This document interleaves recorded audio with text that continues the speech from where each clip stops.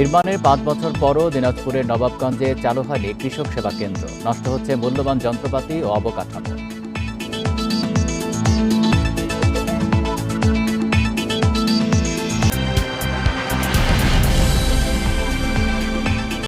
নির্মাণের ৫ বছর পেরিয়ে গেলেও দিনাজপুরের নবাবগঞ্জে চালু হয়নি কৃষক সেবা কেন্দ্র। ফলে নষ্ট হচ্ছে মূল্যবান যন্ত্রপাতি ও অবকাঠামো। আর সেবা বঞ্চিত হচ্ছেন উপজেলার প্রত্যন্ত অঞ্চলে প্রায় ২৫,০০০ কৃষক। দ্রুত কেন্দ্রটি চালুর দাবি স্থানীয় কৃষকদের। কৃষি সম্প্রসারণ অধিদপ্তর বলছে, কেন্দ্রটি চালু করতে উপজেলা কৃষি কার্যালয়কে নির্দেশ দেওয়া হয়েছে। গ্রাম পর্যায়ে কৃষকদের আধুনিক প্রযুক্তি, পরামর্শ ও সহায়তা দেয় কৃষক সেবা কেন্দ্র।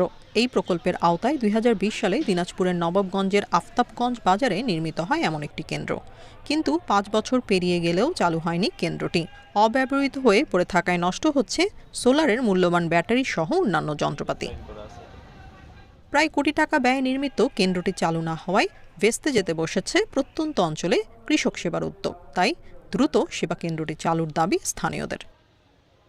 কি কারণে আমাদের কৃষি অফিস বন্ধ আছে সেটা তো আমরা বলতে পারবো না। একটা প্রতিষ্ঠান আর একটা বোর্ড লাগানো আছে যে কৃষি সেবা কেন্দ্র, এটা জাস্ট শুধু খালি নির্মাণ অবস্থায় আছে, কিন্তু সেবার ক্ষেত্রে আমি দেখিনি। কোটি টাকা খরচ করে একটা বিল্ডিং করলো, কৃষি সেবা কেন্দ্র করলো। আমরা এটা চালু থাক, আমরা সরকারের কাছে এটাই আবেদন জানাচ্ছি। সেবা কেন্দ্রটির নিচ তলায় কৃষকদের প্রশিক্ষণ, দ্বিতীয় তলায় সেমিনার হল ও তৃতীয় তলায় ইউনিয়ন কৃষি পরিদর্শকদের আবাসনের ব্যবস্থা রয়েছে। কিন্তু এখনও চালু না হওয়ার কথা জানেন না বর্তমান কর্মকর্তারা।